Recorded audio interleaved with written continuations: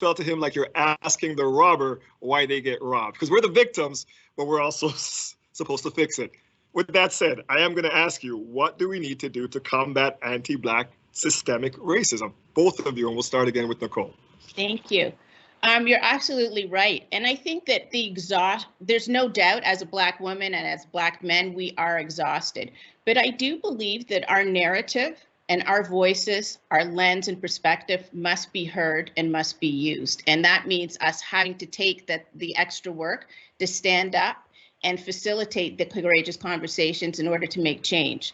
I think we also need to gain a deeper understanding and willingness to see the systemic structures of oppression that exist around us. And we all have to be willing to own our part in the change. And to do that, we have to understand our history. And I think that our history needs to be told by us, and the legacy of anti-racism, both in Canada and in the United States, so that we can understand how it truly manifests in our workplaces, in our healthcare systems, in our financial system, in our public policy, in our housing, in the education system, policing, through our employment, our prison systems, and how it manifests through unconscious bias, how it manifests through privilege, and policies and the power dynamics that fit within our society. And if we're going to move forward, it means that we have to get uncomfortable and explore shame triggers and vulnerabilities. We're all going to have to get vulnerable. For us, the individual work is going to happen one courageous conversation at a time. And we're starting today by having those difficult conversations. And we also want to start to spend time and identify and understand our individual behaviors and actions. So my philosophy is that each of us has to take responsibility to look at our behaviors and actions. To me, it's the only way that we're going to be able to facilitate change, because you need to understand and identify through those behaviors, through those actions, and the language. Language matters that we use on a day-to-day basis, both professionally and personally, and how that affects those that are marginalized. So go ahead. I was going to say, when you say each of us, do you mean the victims of it too? I think that both of us, we all have to speak up. I think that there has to be a dialogue. We've been silenced on our side as people of color. We've been silenced all of our lives. So for us, we need to have our voices heard. We need to be able to speak. And on the other side of it, I think that those who have been perpetuated the behaviors that they aren't aware of, they too have to have a chance to also understand those behaviors. If they don't understand them, they can't make the change. And so that's part of the hard work, is looking at your own identity, understanding your biases, and figuring out how those biases have affect those who have been marginalized. Same question to you, Jason.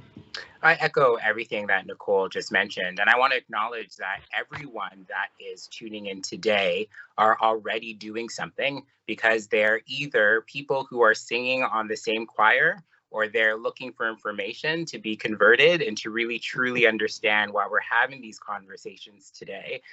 I approach much of the work that I do from a position of being someone who helps companies recruit leaders. And so one of the things that I always say to organizations to make sure that we're doing the work to combat anti-Black systemic racism is we do need to see people in leadership roles that look like me. We need to know that individuals are in spaces where they can make sure that organizations are being held accountable for their actions. If certain people are not around the table to make sure decisions are decisions that are going to be the types of the decisions that all stakeholders want to see for themselves, then organizations are probably going to do things that are going to harm certain people and actually uplift others. Another thing that I do want to mention to combat anti-Black systemic racism is everything that the BlackNorth Initiative is doing.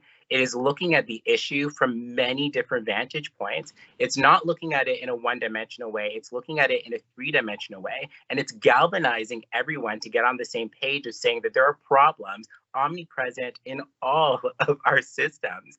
It's not just in one quarter or one segment of society. It's in every segment of society. And I also want to acknowledge the work that many organizations have done over the years. So when a question such as what can we do to combat anti-Black systemic racism comes up, we have to say, we have to listen to the people that have been fighting to be heard. So many people have spent tireless hours trying to make sure that we understand why there's a need to do this work and to advance our society in a certain way. And the door is often closed to what they have been trying to do.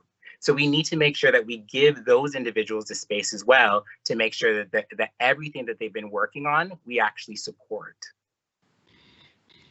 Nicole, when you talk about waking the unconscious, what are you talking about there? We've got to get everybody to wake up and understand their personal and internal changes that need to be made. So as I said earlier, I talked about the individual, us having to do the work individually. So we call our focus on personalized, what we call relational transformation. And we want those that are powerless to be able to have power. And we want to encourage potential allies to embrace diversity and join together in breaking the cycle of systemic racism and unconscious bias.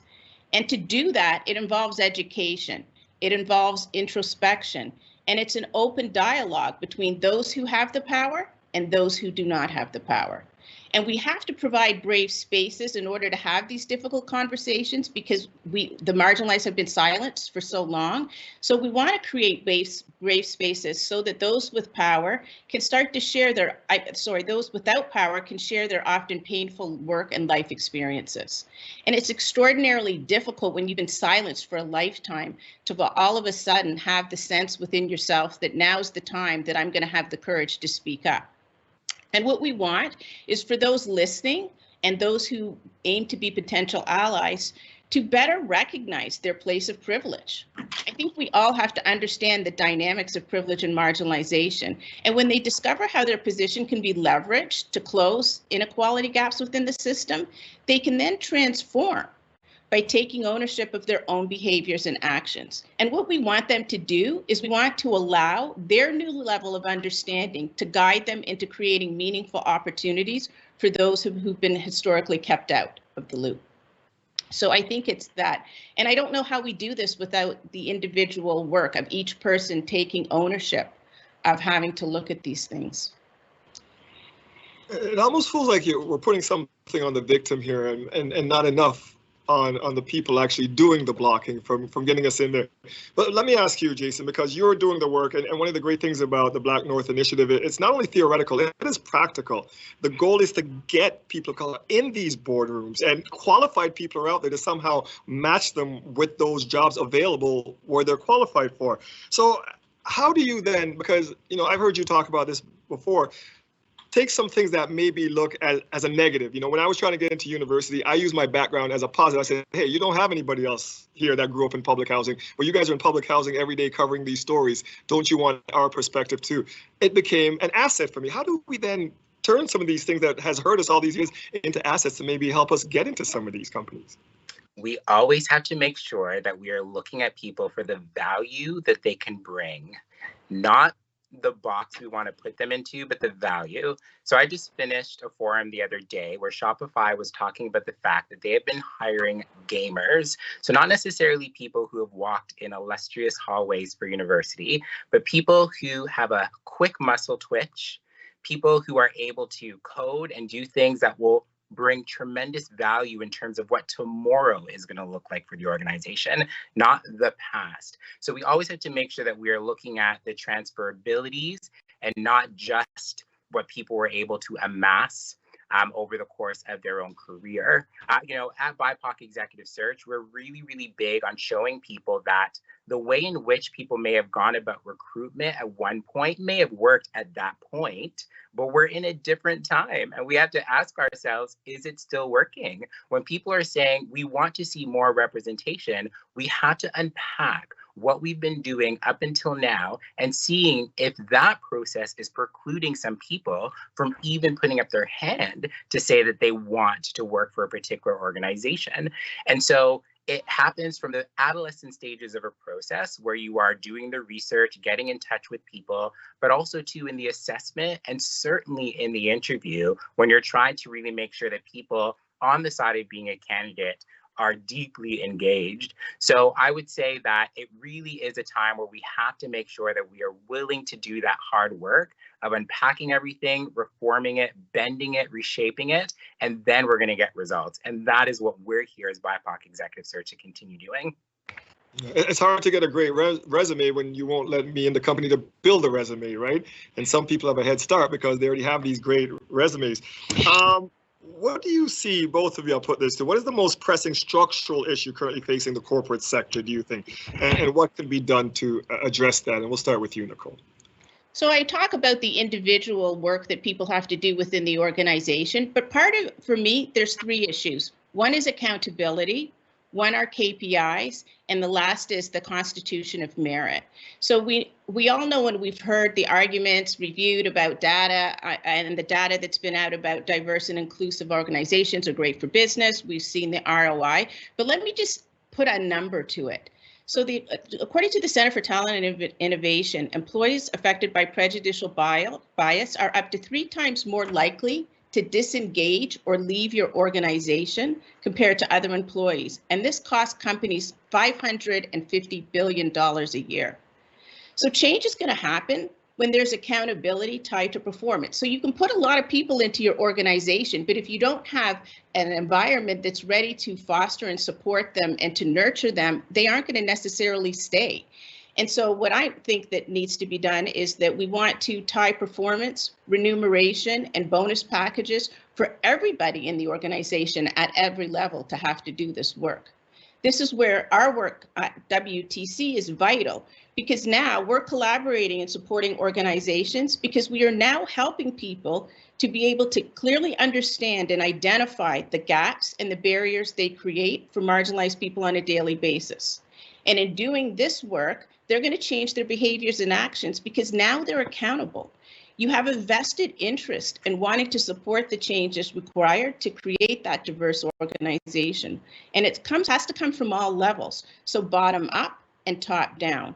And I think that when the entire organization can work together to create new policies to support the individuals that people like Jason want to get into these organizations, and they change their goals and objectives, we can start to create working conditions that are nurturing and enhance the development, because it isn't just about getting the people in there. We want to see them thrive. We want to see them grow. We want to see them in those leadership roles. And so we want to nurture, enhance their development in a way that will welcome those marginalized people into your organization.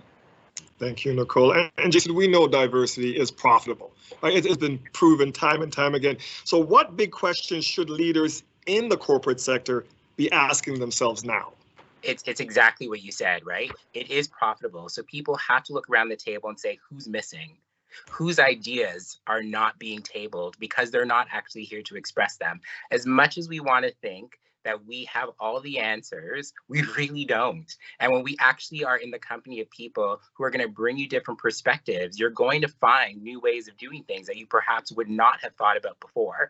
So the big question that all corporations need to ask themselves is, who's missing? A follow-up question needs to be, where do certain responsibilities live in an organization? So just on the topic of culture and diversity, et cetera, I really do think that organizations have to ask themselves, should HR actually be carved out? Is there an operational HR in terms of dealing with the fine print, dealing with labor relations, dealing with pensions, benefits, et cetera? And is there the cultural HR where you're thinking about talent management, where you're thinking about onboarding, succession planning, et cetera? If we want to transmogrify and really change our organizations, so we're doing a lot better in the area of equity, diversity, inclusion, we have to again say what worked before and where are we now and what changes do we have to make if we want a particular outcome or a particular future.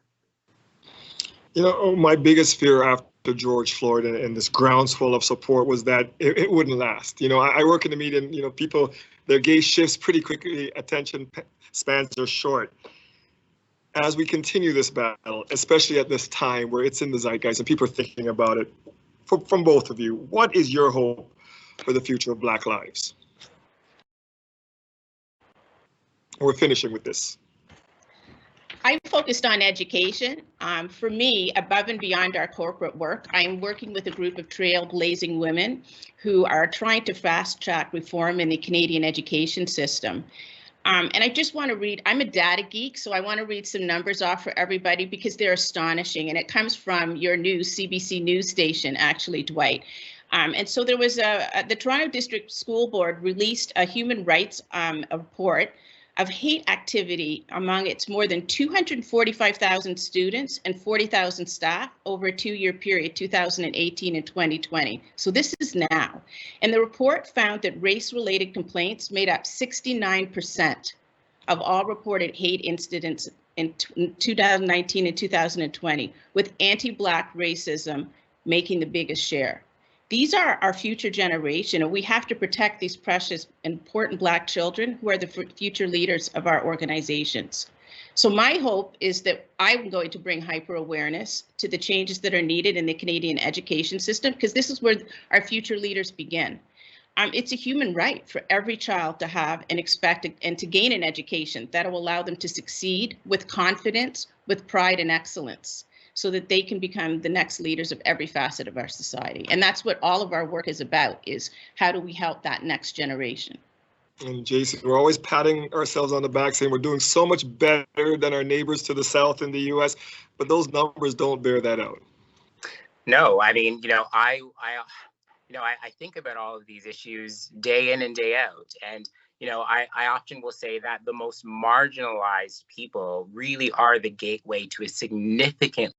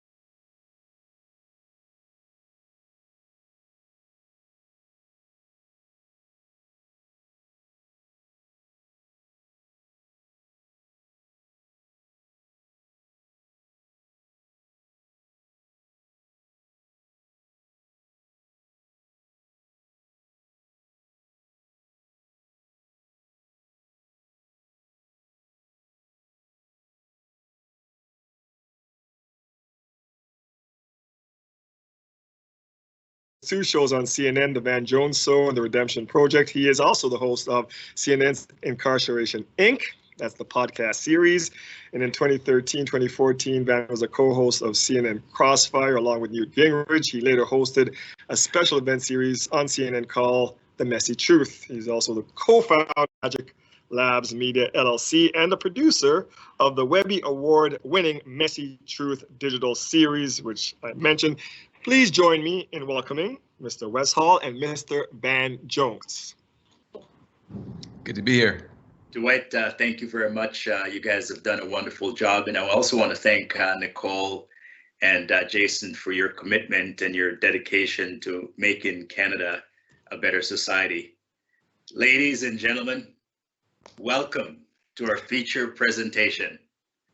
More than 150 years after the 13th Amendment abolished slavery in the United States and the Slavery Abolition Act came into effect in 1834 in Canada, most Black adults say that the legacy of slavery continues to have an impact on the position of Black people in our society today. More than 4 in 10 say that our countries, both the US and Canada, have not made enough progress towards racial equality. And there is some skepticism, particularly among Black people, that Black people will never have equal rights with whites, according to a new poll done by Pew Research Center. Opinions about the current state of race relations are negative. Majority of Black American and Canadians say race relations are bad, and there is skepticism that it will ever improve. The legacy of slavery affects the position of Black people on both sides of the border. But here we are with hope and conviction that there will be a better tomorrow. During this discussion, we'll be talking about the state of race relations and how we can create a better society for everyone. But I want you to remember this. As bad as it looks right now, as despairing as you can sometimes feel, the great strength of unity is our resilience. Now come forward in time with me. Let me put it another way. There is ample reason for us to have hope, but hope is not enough. Millions will need to organize and change and mobilize to get this work going. The change will be our collective legacy that we owe to the next generation. So we're going to get into a great conversation with our friend Van Jones to talk a little about systemic racism, talk about some of the challenges and also some of the positive things. And I want to apologize, ladies and gentlemen. I know that you were receiving some technical difficulties as a result. It is a live show. And sometimes, unfortunately, we get some technical difficulties when we deal with a live show. So Van, when President Biden became president of the United States that night, you couldn't control your emotions. And I want to get a sense as to how you were feeling at the time. But before I get to your answer, I just wanted to go to a clip to kind of show that experience.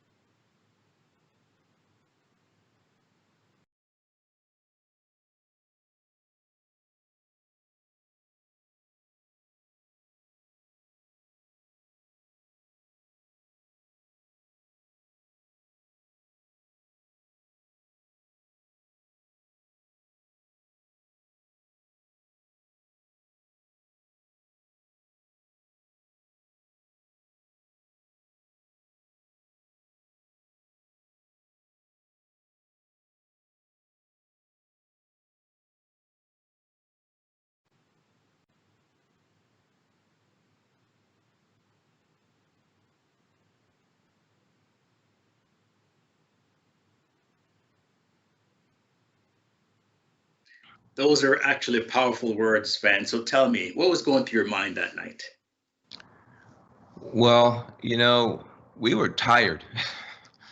You got to remember, we're human beings, in the news. We had been, I think it was day 5, day 6, trying to get the votes counted. We were working 18-hour days, 19-hour days. And we announced, CNN announced, we all announced pretty much at the same time. And all of a sudden, my cell phone starts blowing up, and it's all my friends and people who are Muslim, who are immigrants, people who are impacted by racism. And I had closed myself off emotionally when you're trying to do your job in such a tough environment. And suddenly I'm connecting to people I haven't heard from for years. And then they came to us, they've been on Jake's panel, Jake Tapper, and they came to Anderson's panel. I wasn't ready. Honestly, wasn't ready. And so when I looked down and tried to read my notes, I had very smart things to say. My eyes were so full of tears that I couldn't read my notes. So I just looked up and I just started free associating. I really don't know. I don't know what was going on. I was just talking about my sister, talking about my kids, and totally unprofessional. And then it wound up going all around the world. But if they had given me a couple more minutes, I'd have got myself together and said something much less emotional, much more forgettable, but maybe more professional. So.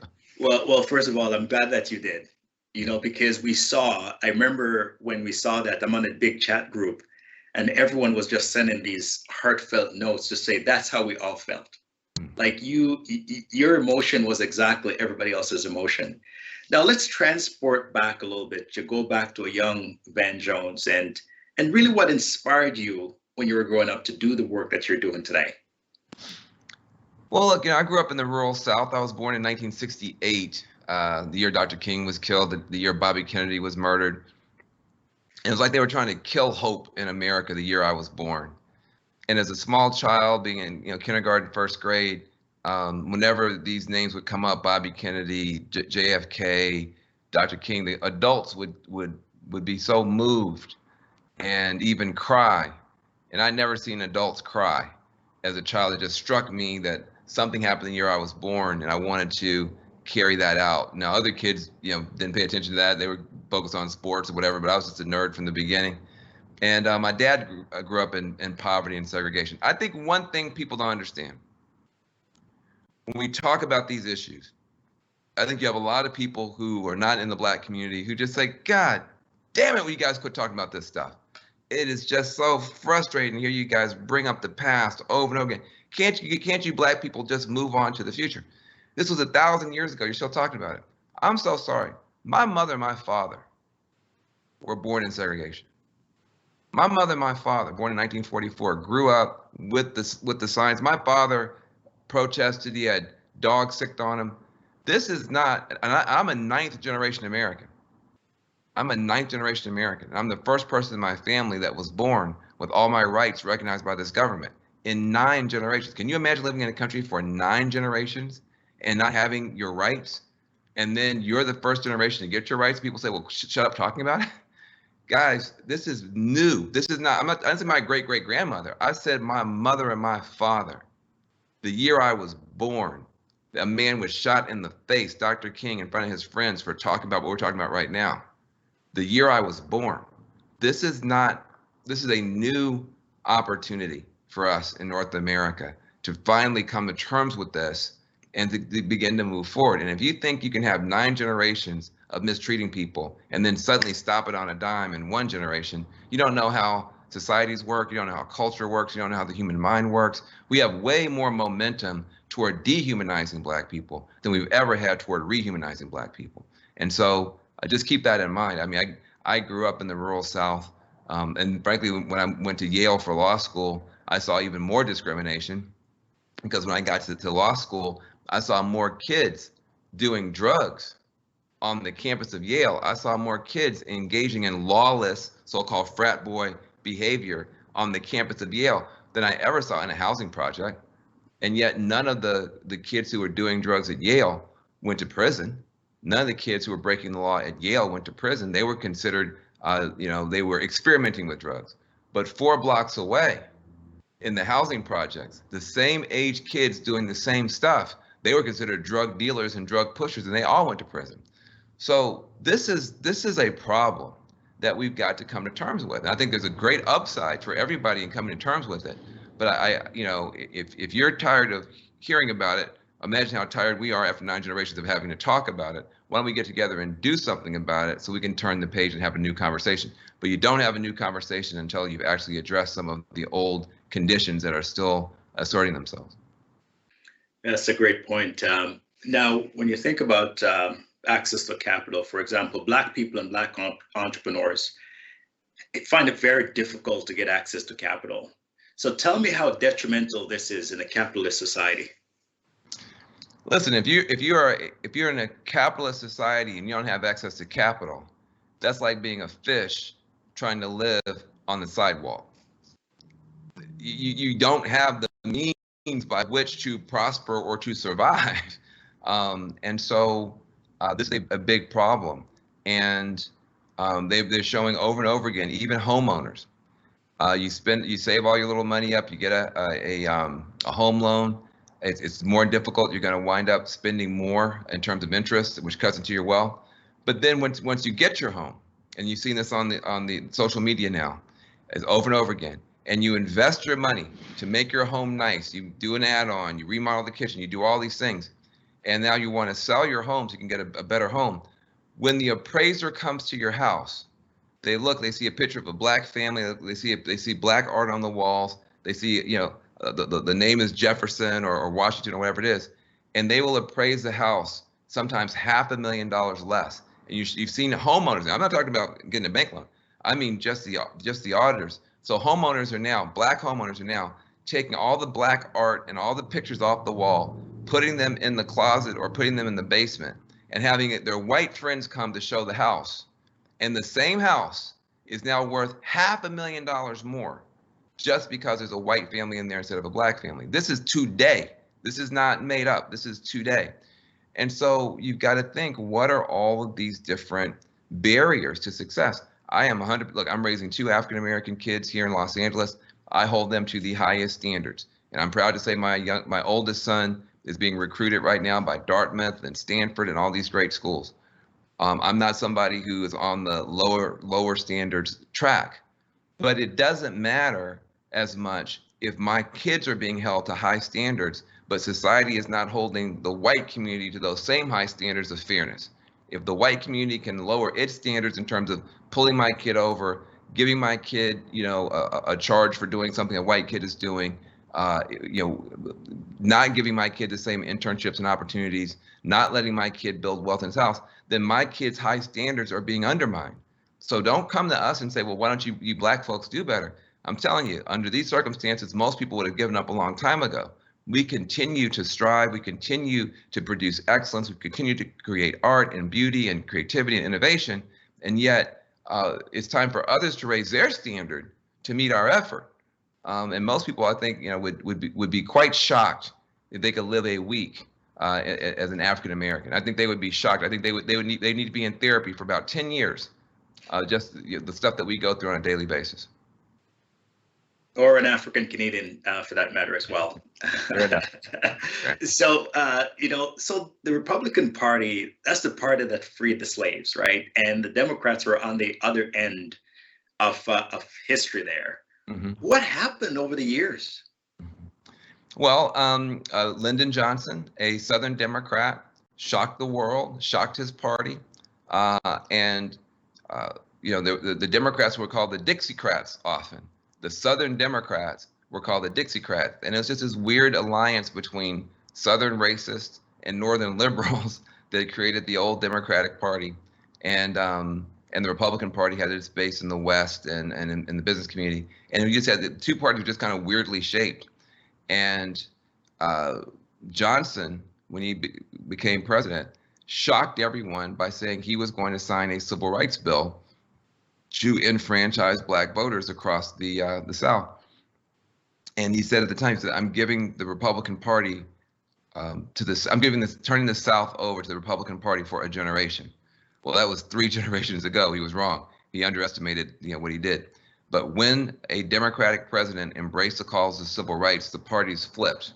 And suddenly the Republican Party became the party of opposition to civil rights, and the Democratic Party became the party of proposition for civil rights, even though it had been the opposite for about 100 years.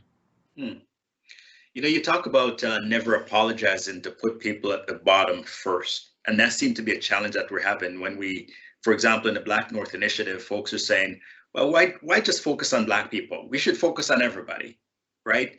So, but you also indicated that you never apologize for that. And you were very passionate about your statement behind that. So tell me a little bit behind your reason and your passion behind making that statement so passionately. Well, because I just think that, well, I mean, to your point, suppose you have two houses. One house is on fire, burning down. The kids are on the second floor screaming for their lives. And the other house is not on fire at all. It's perfectly fine. The flames haven't touched it. Everybody's in there watching TV.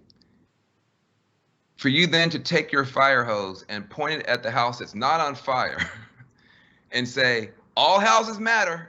I want to make sure I'm treating all houses the same. You would look like an idiot. The problem is with the house that's on fire.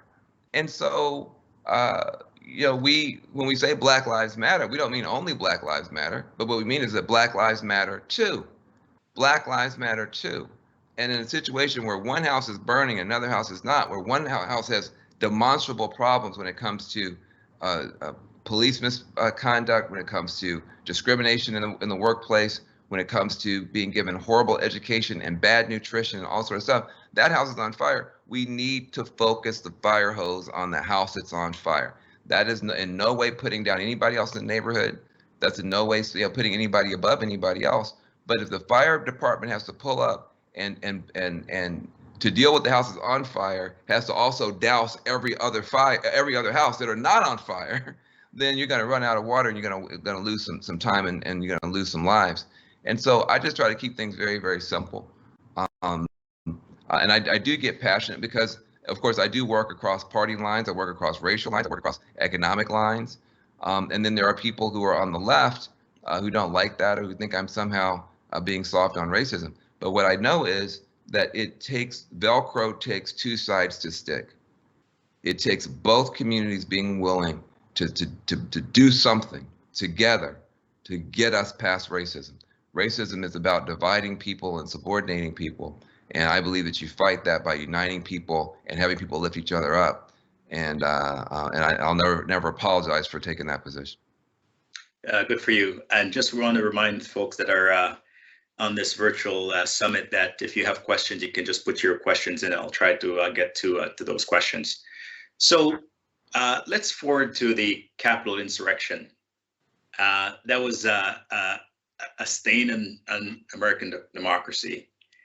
And, you know, we had a president, for example, that was talking about the president of law and order, and you saw that happen. So what was going through your mind when you saw the Capitol Hill getting stormed by these people? Well, I mean, it was horrifying, but the aftermath has been more horrifying. To have, I mean, can you imagine 5,000 African Americans in the middle of a joint session of Congress, bursting into the Capitol, destroying the building, rubbing feces on the wall, killing a police officer, and then they all just go home? I mean, that's impossible. If there had been 5,000 Black people had done that, they'd have probably been shot down on the steps. And afterwards, they would all be in jail. And I'm going to tell you why. Here in the United States, we have something that's called felony murder. It's the bane of our existence in Black America. It's called felony murder. What does that mean? That means there are 5 kids in a car driving around, you know, listening to their music or whatever. And one kid jumps out of the car, unbeknownst to the other kids, runs into a drugstore, runs into a convenience store, tries to rob the place, shoots somebody, kills that person. All 5 kids go to prison.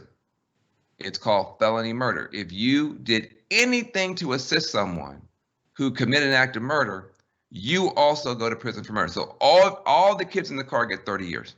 All the kids in the car get 50 years, even though the kids didn't know anything about it. You say it's impossible. It happens every day in our community. So why aren't all 5,000 of those people who stormed the Capitol in prison for felony murder? Why are they all trying, well, we got to figure out what this one did and what that one did, and maybe, no. If you were there, you're guilty of felony murder because there's a double standard.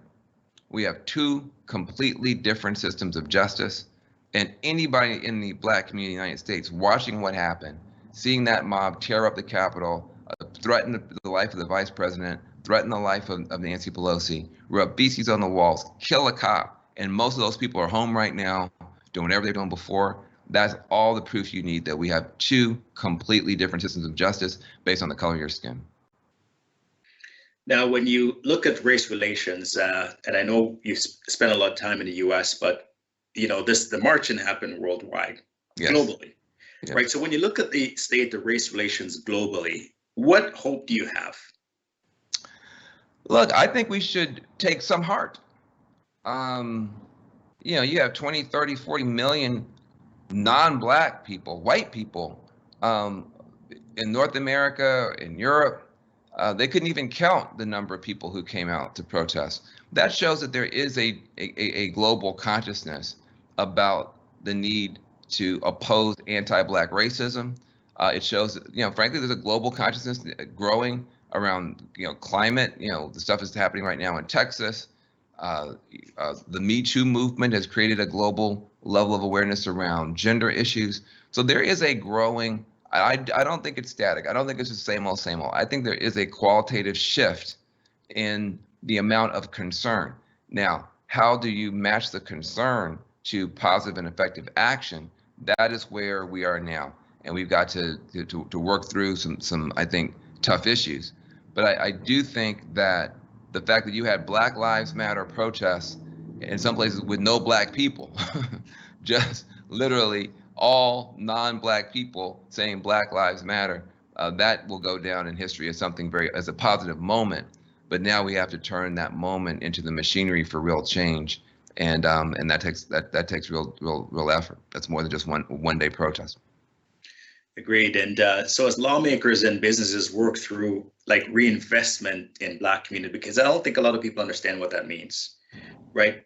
How important is it for them to take stock and not only look at their own organization, but also institutions of oppression that impact the Black community? Well, it's critical. And the other thing they have to look at too is not just seeing the Black community as a sinkhole for pain and for deficits and for lack. We're wasting a ton of genius in Black communities. I mean, a ton of genius. There are people right now. I mean, the tragedy for the Black community doesn't stop at the edge of our neighborhoods. It's a national and global tragedy. You got a lot of nurses who should have been surgeons. You got a lot of nurses who should have been surgeons. You got a lot of secretaries who should have been CEOs. You got a lot of teachers who should have been principals or superintendents or more. But their genius, their contribution, their wisdom, their insight, their innovation never got the opportunity to come into the world because nobody looked at them and saw their genius. They looked at them and saw the color of their skin and made an assumption. And assumptions are very dangerous. And so, what I don't want pity. I just want partnership. I don't want pity. I just want partnership. I want to be able to come to the table and get a fair deal. I know what I bring to the table. I know it's valuable. And frankly, no pressure, no diamonds. In some ways, because we've gone through so much, we are incredibly innovative and creative and resilient and imaginative and critical in our assessments that can see around corners and see through BS. There's some superpowers that come along with being super oppressed. So I got a double helping of assets to bring to the table because of what we've been through. All I want is a fair deal. I don't want to be above you. I don't want to be below you, but I want to be in my appropriate place. And my appropriate place is not where, when you hear young Black male, but you aren't thinking about my son, who I just told you is being recruited by Stanford and Dartmouth, and who is fluent in Mandarin and great at physics and is also an incredible soccer goalie and everything else. and we're so proud of him. He's a young black male. That's not what came to your mind when I said it. Until my son comes to your mind when you hear young black male, then we have a lot of work to do, because you're going to look at him, make an assumption that's 100% wrong, and you're going to miss out, not just him. Well, it's interesting because I've never heard a black person say, you know, I'm black and incompetent, please hire me. You know, so, but yet when we hear about, you know, affirmative action and different things like that, people go, well, you're hired because of the color of your skin. No, as you said, that's your superpower, because you're seen through walls. And by the time you get to that interview, you're way qualified for that position. Now, I'm going to throw some numbers out at you. In the city of Toronto, for example, we have 70% of the civilian deaths involving police shootings in Toronto are members of the black community. 70%. And yet black people represent 9% of the population in Toronto. Do those numbers surprise you in Toronto, in Canada? You know, I would expect them to be bad, not that bad, but it just goes to show that if you just grow up in society, and I apologize for the siren coming past your Zoom world, but if you just grow up in society, what will often happen, and again, I apologize, is that you pick up clues and you pick up little cues as to who's important and who's not, as to who's dangerous and who's not. And from a very young age, the society shows over and over again black criminality, and it very rarely shows, black constructive genius. And so, if you see an African American as a police officer or anybody else, you're trained to assume that person might be a mugger, not an engineer. White kids wear hoodies all the time in Silicon Valley. They don't get shot. People assume you see a white kid with a hoodie on, they're either a jogger or they're a kind of Mark Zuckerberg type nerd kid. You see a black kid wearing that same hoodie from that same store, suddenly I feel under threat. And so I'm justified in unleashing all kinds of violence and all kinds of brutality against this young person, because in the back of my mind, this person's a threat. Like I said, if a white kid does drugs, they're experimenting with drugs.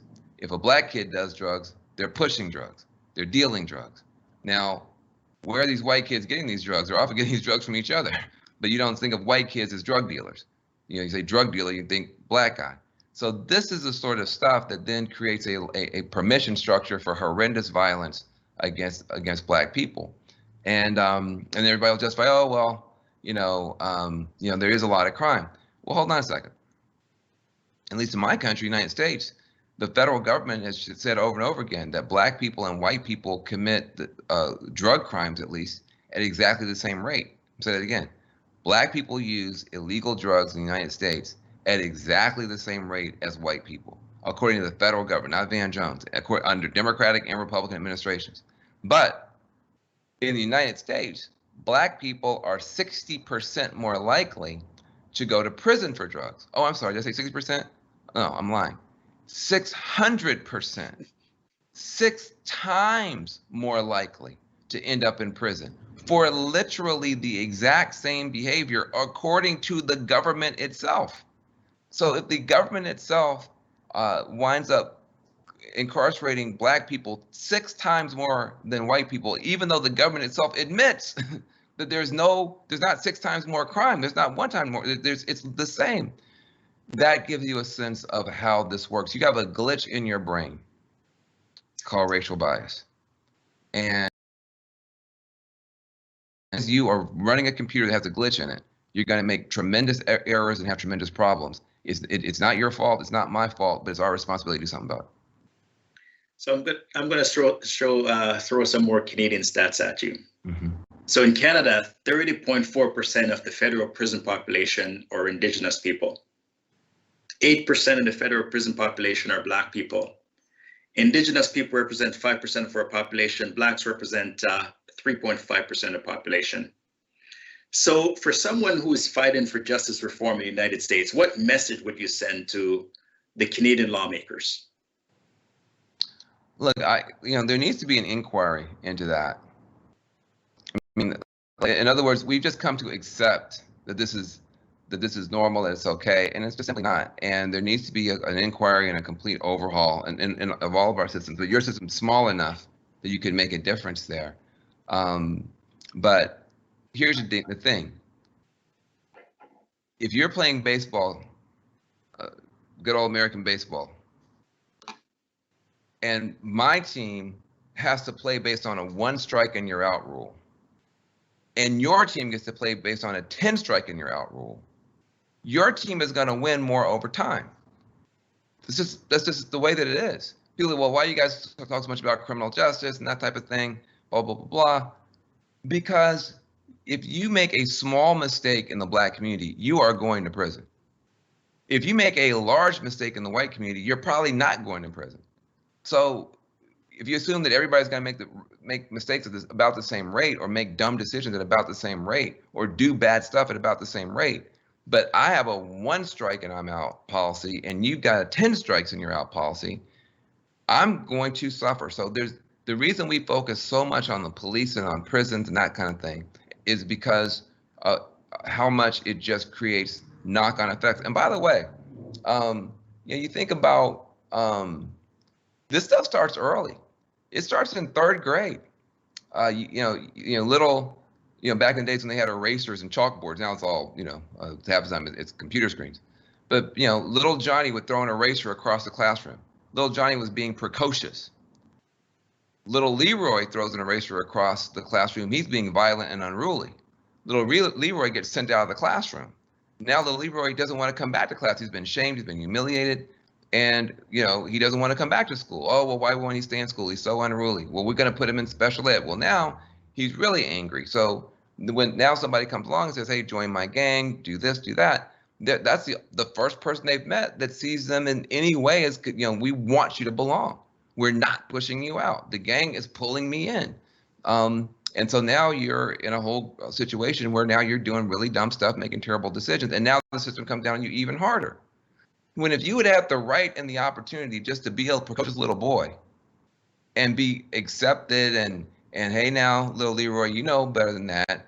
That's not how we are. The same way that you saw that white kid being spoken to, you might have stayed in school, become a doctor. So the pervasiveness, and this, by the way, they have shown nobody becomes a teacher because they want to hurt kids.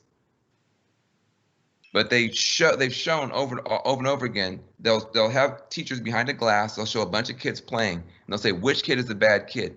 And they can track the eye movements of the teachers. And the teachers will look at the black kid. And then anything the black kid does is, aha, there's a problem.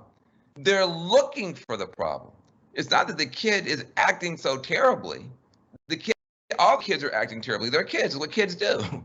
But when a black kid, deviates, as all kids do, that black kid gets in trouble, and that white kid does not. And this is being shown scientifically. It's not just anecdotes. This is a big problem. So this is why we have to teach ourselves, beware of these biases, because they can have life or death consequences, and they accumulate over time. And so that's why people are, when you said earlier on, these statistics, maybe we'll never get out of this. It's because it's being reproduced at it's a pandemic. And that virus is being reproduced every moment at such a great rate. And yet the hope comes from the fact that most people don't want to be racist. They don't want to be victims of a brain glitch. They don't want to lose out on money and opportunities and friendships and fun and joy and success by leaving out so much of this genius. They just need a little bit of help and encouragement, and as was said earlier, a little bit of structure and incentive so that we can start getting past this. And I believe it's so unnatural to leave people out who have so much to offer just based off of a glitch and based off of old stupid narratives from 100 years ago or 200 years ago or 300 years ago. It's so unnatural that see it's beginning to fall away. The younger people are a lot better. Every kindergarten throughout the Western world looks like the United Nations anyway.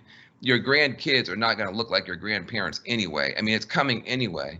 But geez, if we could accelerate it by 20 years, how much genius could we unleash?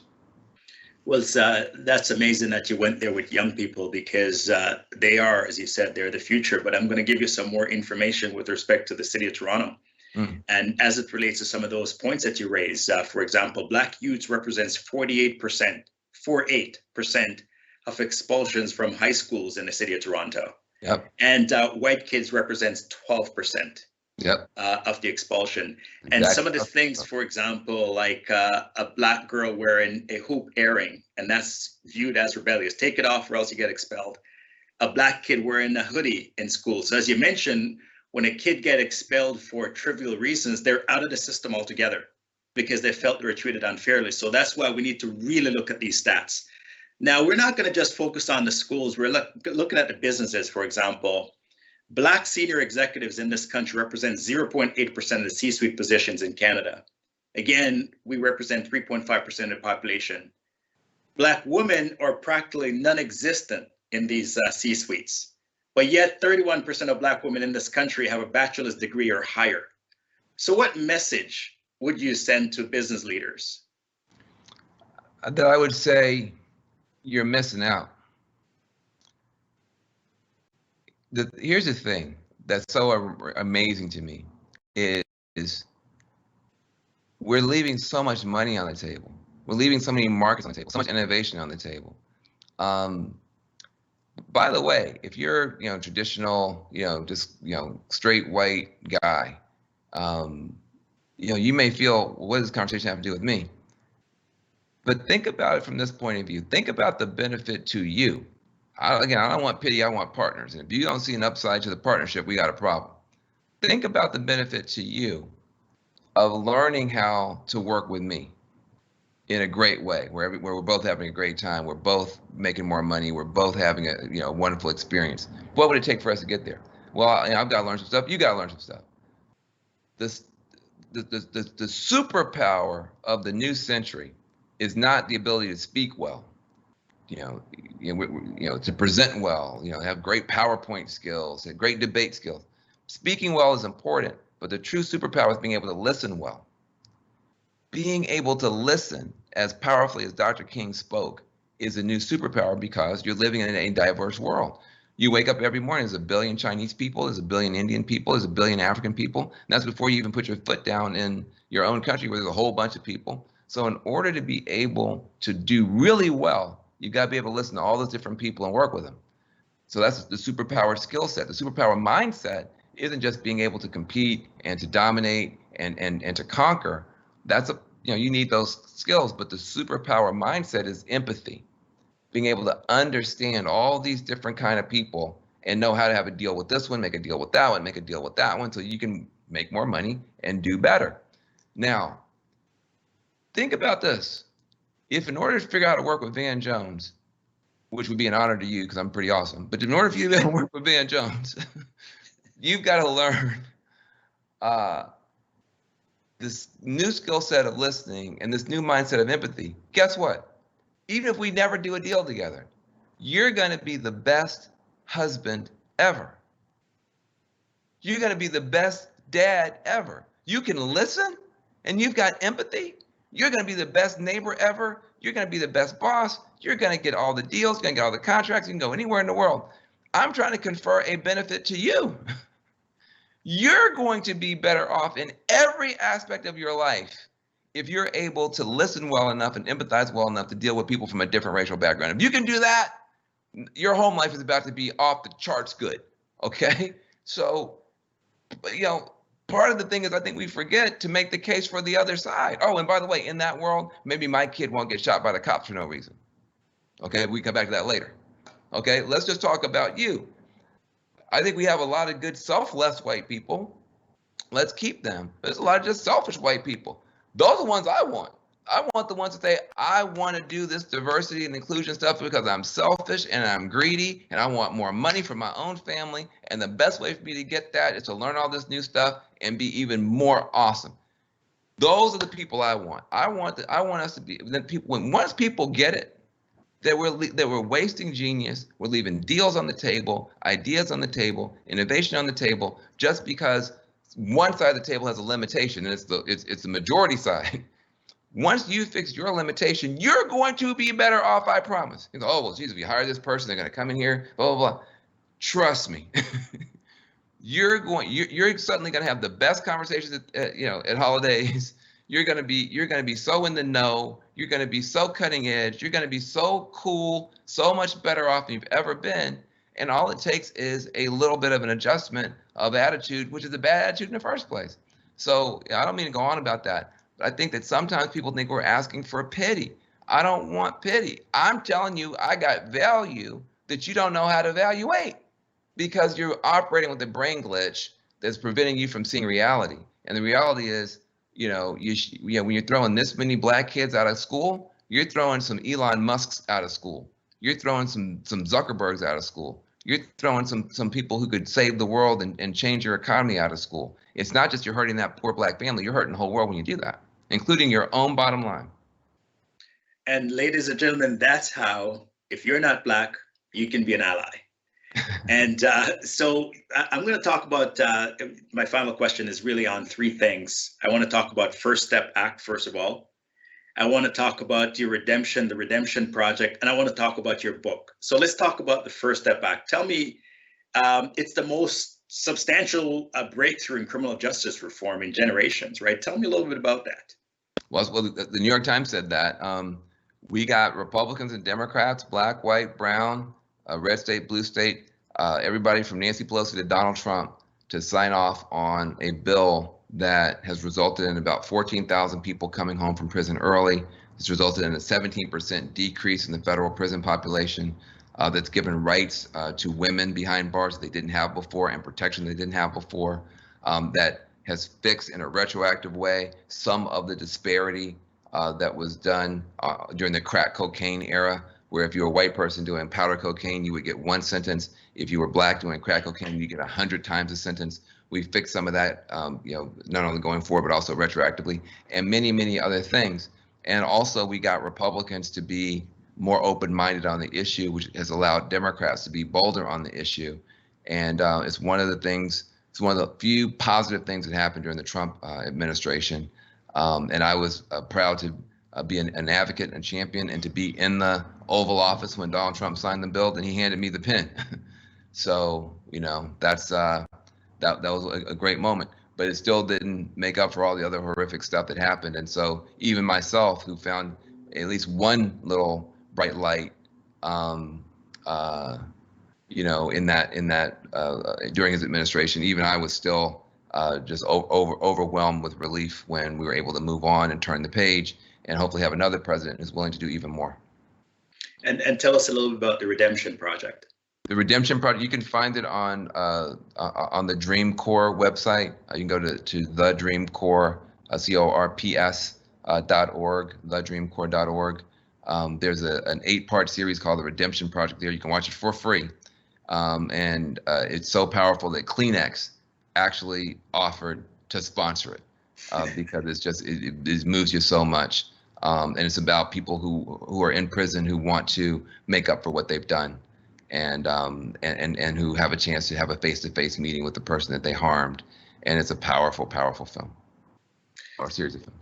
Well, Van, I could be here talking to you like forever, okay? Wow. But unfortunately, I have limited time, and you have limited time. But please promise us that you'll come back again. How about that? Anytime. Thank you so much. Hey, and invitation. All in North America, Canada, United States, we're all the same. We have the same challenges. We also have the same opportunities. These are countries where all of God's children live in the same house. We got every color, every kind of human being ever born living together in Canada, living together in the United States. We could lead the world in showing the right way to be together as human beings. Let's do that. Happy Black History Month.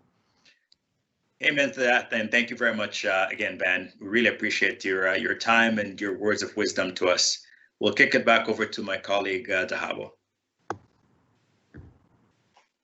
My God, this was such an incredible event. I mean, from hearing from Jason and his realities and his experiences and the strength of what it takes to do this work, to Nicole with her gorgeous glasses, and I always compliment her on those, to just talking about what it means to be woke. I mean, we talk about wokeness all the time, but there's a reality to sort of waking up the unconscious, right? And it's such a sort of an incredible way to look at the work that we need to do and deconstruct all these biases that exist, because and Van said it best, you know, it's not your fault, it's not my fault, but it is our responsibility. And that's the beauty of the work that we are doing.